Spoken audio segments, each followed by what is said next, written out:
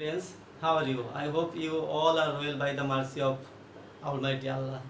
Welcome to my Abhay Binodini online class. I hope you all are well. Our today I am Mohammad Anwar Hussain, the senior English teacher of Abhay Binodini High School is with you. Today I will teach you the rules of transformation of sentence. You know that according to structure, sentences are of three kinds. They are simple, complex and compound. Today I will discuss you how to change the sentences according to structure. So let's start our class. This class is very effective for the students of class 9 and 10. So today please look at the board. এখন দেখা যাচ্ছে যে এখানে আমরা আজকে যে নিয়মটা শিখব সেটা হলো কমপ্লেক্স সেন্টেন্স যদি ইফ দিয়ে শুরু হয়, কমপ্লেক্স সেন্টেন্স যদি ইফ দিয়ে শুরু হয় তাহলে সেটাকে সিম্পল এবং কম্পাউন্ড করার নিয়ম। তোমরা অনেকেই জানো যে কমপ্লেক্স সেন্টেন্সগুলো ইফ দিয়ে শুরু হলে এই সেন্টেন্সগুলোকে মূলত কন্ডিশনাল সেন্টেন্স বলা হয়। এখন ইফ যুক্ত সেন্টেন্সগুলো কমপ্লেক্স কেন? কারণ হলো কমপ্লেক্স সেন্টেন্সে একটা প্রিন্সিপাল ক্লোজ এবং একটা সাবঅর্ডিনেট ক্লোজ থাকে। এখন আমরা দেখব যে ইফ যুক্ত সেন্টেন্সগুলোতে যদি ইফের প্রথম অংশ এফার্মেটিভ সেন্টেন্স হয় অর্থাৎ হা বোধক হয়, যেমন এখানে আমরা দেখছি একটা সেন্টেন্স উদাহরণ হিসেবে if you read more you will learn more, if you read more you will learn more. এখন যদি ইফ ইউ রিড মোর এই সেন্টেন্সটাকে আমরা যদি হাইলাইট করি তাহলে ইউ রিড মোর, এটা হলো এই অংশটা হলো এফার্মেটিভ। এখন ইফের প্রথম অংশ যদি এফার্মেটিভ থাকে তাহলে এটাকে যদি আমরা সিম্পল করি তাহলে ইফের পরিবর্তে বাই হবে, ইফের পরিবর্তে কি হবে? বাই হবে। এই স্ট্রাকচারটা আমি এখানে লিখছি if plus dot dot dot dot, অর্থাৎ ইফের সিম্পল ইফ কম ইফ দিয়ে শুরু হলে সিম্পল করতে গেলে বাইও হতে পারে উইদাউট হতে পারে, এই জন্য আমি স্ট্রাকচারে বাই এবং অর দুইটাই উইদাউট দুইটাই লিখছি। তাহলে আমাদের টার্গেট পয়েন্ট কোনটা? ইফের প্রথম অংশ যদি এফার্মেটিভ হয় তাহলে এটাকে আমরা সিম্পল করতে গেলে ইফের পরিবর্তে কি লিখবো? বাই লিখবো। যেমন এখানে আমি ইফের পরিবর্তে বাই লিখলাম। এখন একটা জিনিস তোমরা লক্ষ্য করো, এখানে সাবঅর্ডিনেট ক্লজের সাবজেক্ট হলো ইউ, এখানে সাবজেক্টটা কি ইউ, দ্বিতীয় অংশে প্রিন্সিপাল ক্লজের সাবজেক্টটাও ইউ।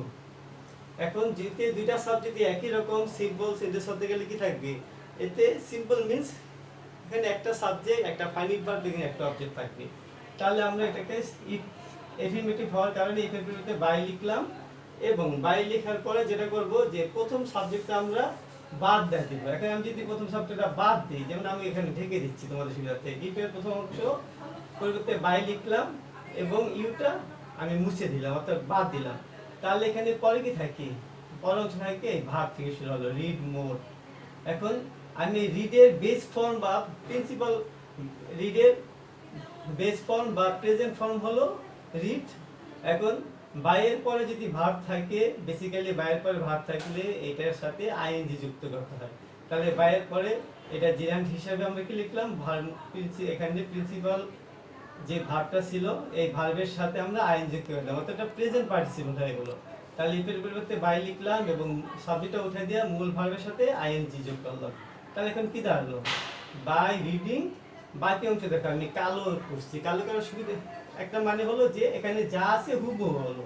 তাহলে কি দাঁড়ালো? এর পরিবর্তে বাই হলো এবং আমি সাবজেক্টটা বাদ দিয়ে মূল ভার্বের সাথে আইএনজি যুক্ত করলাম, অর্থাৎ প্রেজেন্ট পার্টিসিপল করে দিলাম।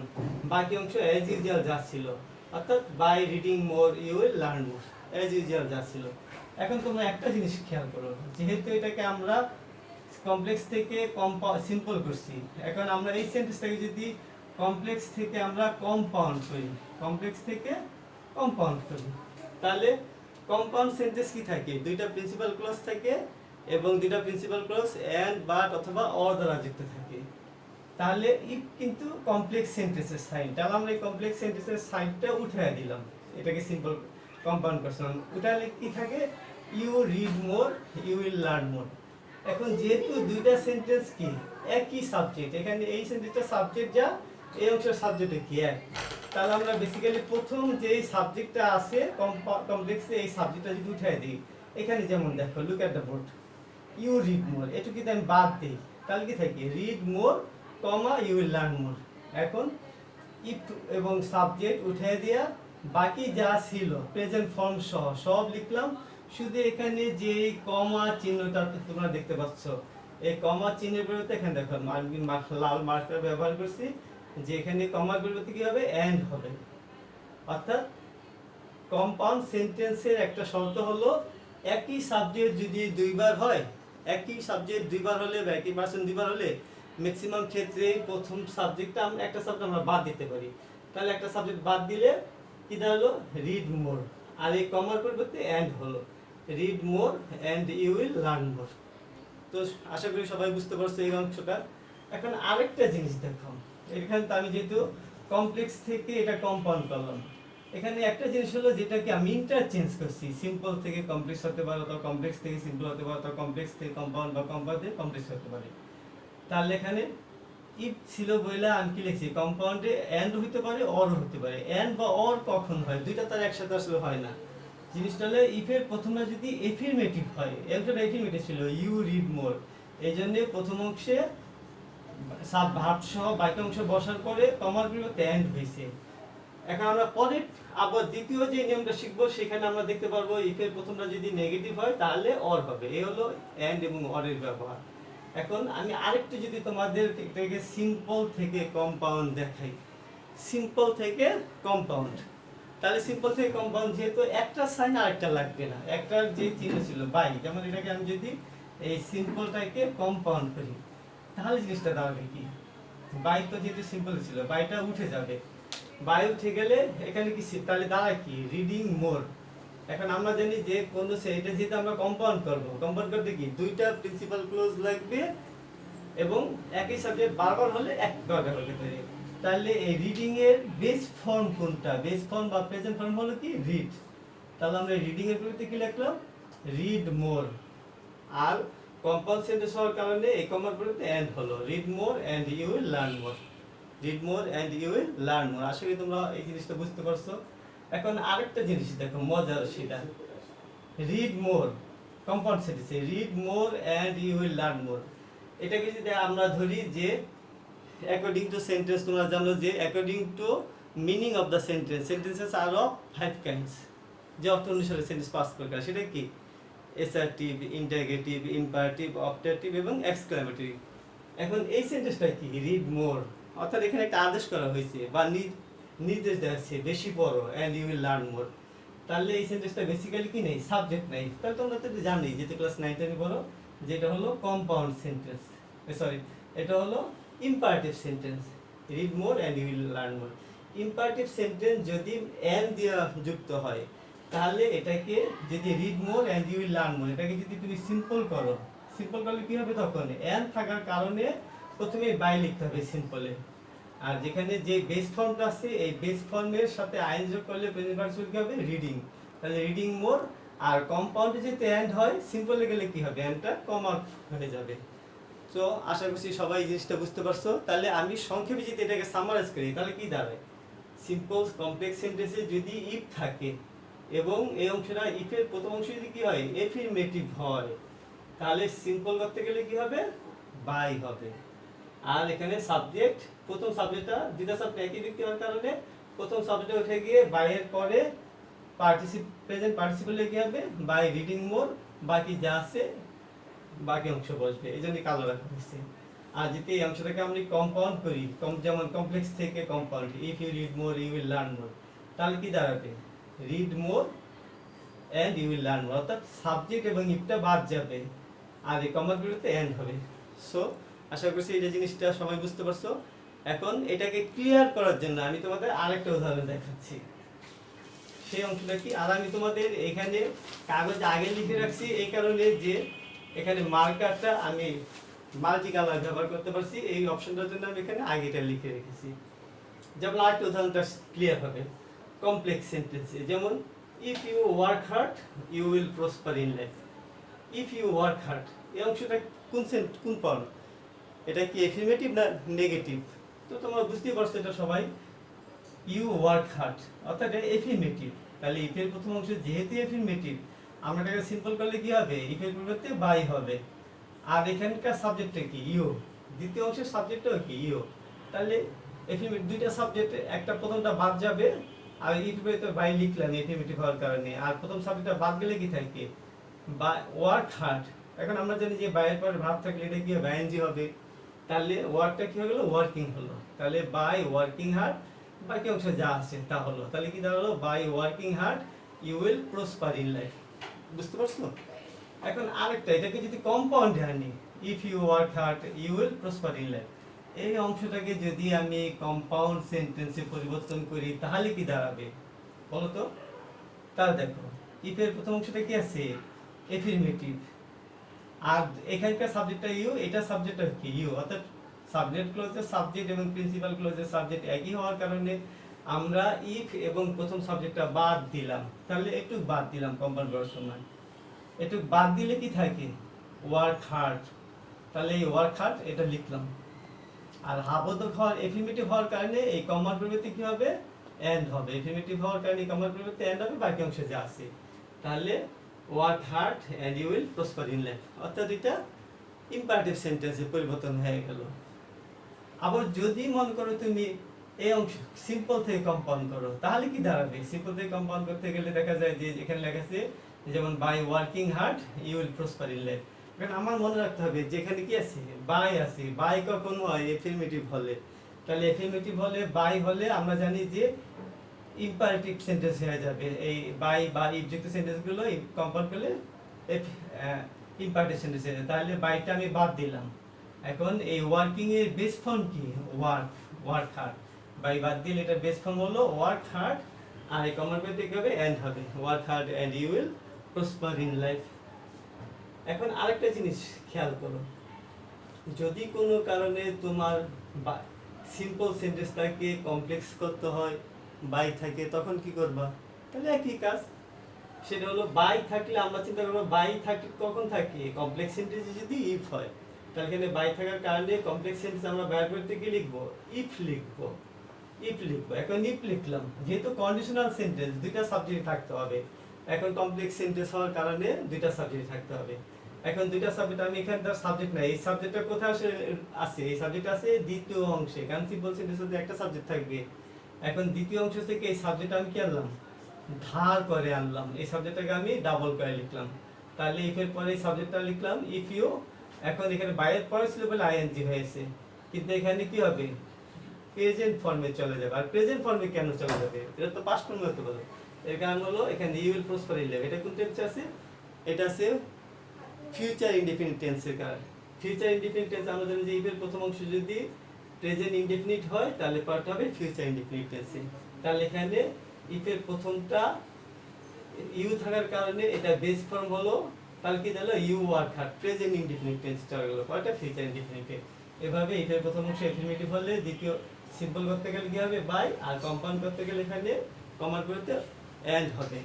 যাক, এখন যদি আমরা দেখি নেগেটিভ হয়, সবসময় তো নেগেটিভ হয় না, নেগেটিভ কখন হয়। এখন একটা জিনিস নেগেটিভ সেন্টেন্স আমরা সবাই জানি, এখন নেগেটিভ সেন্টেন্স কি, যেমন এই অংশটা দেখো যে complex sentence, if you do not drink pure water, you do not drink pure water, এই লাল অংশটা, যেমন এটা বেসিক্যালি বোঝা যাচ্ছে যে এটা কি নেগেটিভ অংশ আছে।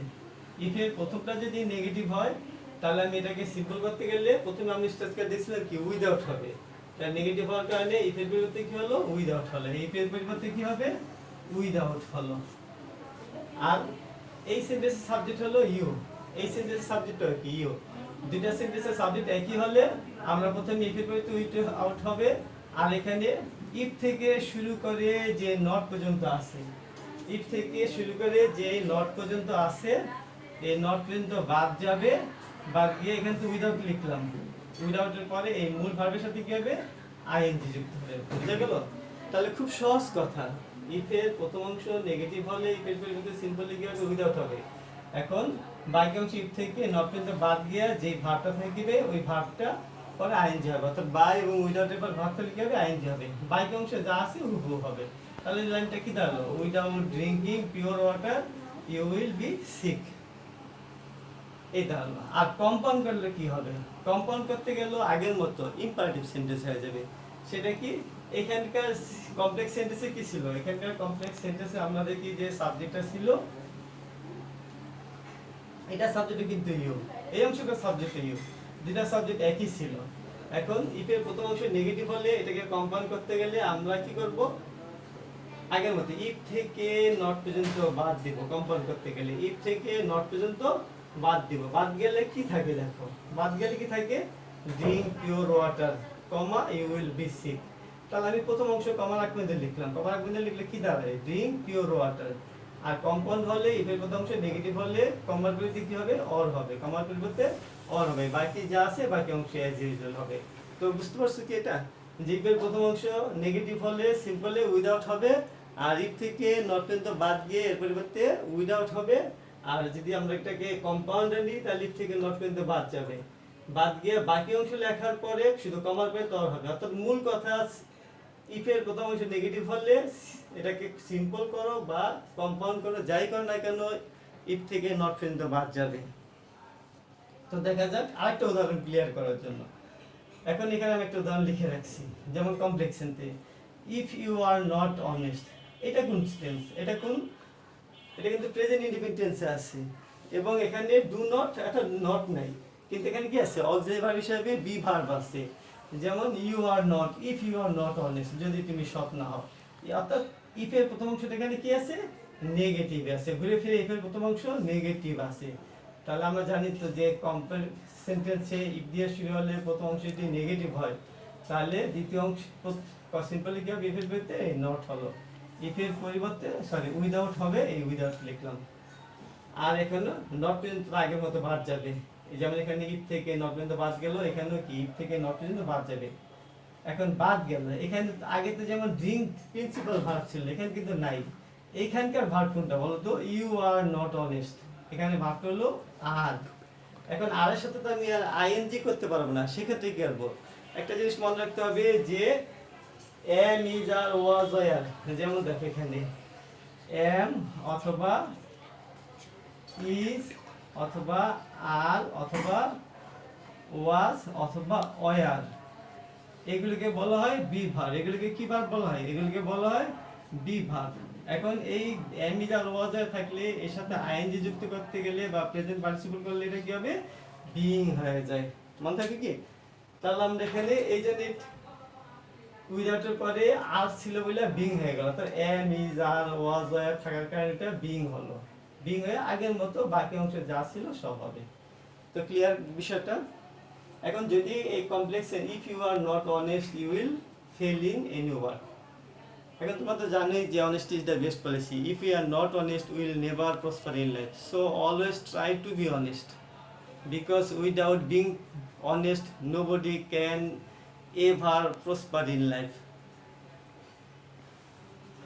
এখন ইফ এর প্রথম অংশ যেহেতু নেগেটিভ ছিল, আমরা এটাকে সিম্পল কম্পাউন্ড করার সময় এই বি আর এর পরিবর্তে এটার বেস, আর এর বেস ফর্মটা কি ছিল, বি, এটাকে বলা হয় বি ভার্ব। আর এর base form am is are was আর এগুলো যাই হোক না কেন এর বেস ফর্ম হবে কি বি, এটাকে বলা হয় বি ভার্ব। অর্থাৎ এই বেস ফর্ম বি এর সাথে এটা কি করলাম, বি লিখলাম, এম ইজ আর ওয়াজ আর থাকলে বেস ফর্ম বি হবে, এই বি লিখলাম, বি বাকি অংশ যা আছে বি অনেস্ট। এখন যেহেতু এটা নেগেটিভ ছিল এখানে কি হলো, অর হলো, নেগেটিভ থাকার কারণে অর হয়ে গেল। তাহলে জিনিসটা বোঝা গেল কি, ইফ এর প্রথম অংশ এফার্মেটিভ হলে কি হবে, সিম্পল করতে গেলে বাই হবে, আর যদি আমরা ইফ এর প্রথম অংশ নেগেটিভ হয় তাহলে সিম্পল করতে গেলে উইদাউট হবে। আর ইফ এর প্রথম অংশ যদি এফার্মেটিভ হয় তাহলে এটাকে যদি আমরা কম্পাউন্ড করি তাহলে অর এন্ড হবে, আর ইফ এর প্রথম অংশ নেগেটিভ হলে কম্পাউন্ড করতে গেলে কি হবে, অর হবে। যাই হোক, আশা করছি সবাই বুঝতে পারছো। বাকি অংশটা বই থেকে দেখে নিবা, আমি পরবর্তীতে আবার অন্য নিয়মগুলো বুঝাবো। সে পর্যন্ত সবাই সুস্থ থাকো, ভালো থাকো, এবং করোনা ভাইরাস প্রতিরোধে যে নিয়ম কানুনগুলো আছে সেগুলো মেনে চলো, বাবা মার নির্দেশ মতো চলো, এবং সরকার নির্ধারিত যে সমস্ত নির্দেশনা আছে এগুলো আমরা ফলো করি, তাহলে আমরা সবাই সুস্থ থাকতে পারবো। আশা করি এই সংকট কেটে যাবে এবং আমরা সবাই ভালো থাকবো। সবাই ভালো থেকো, সুস্থ থাকো।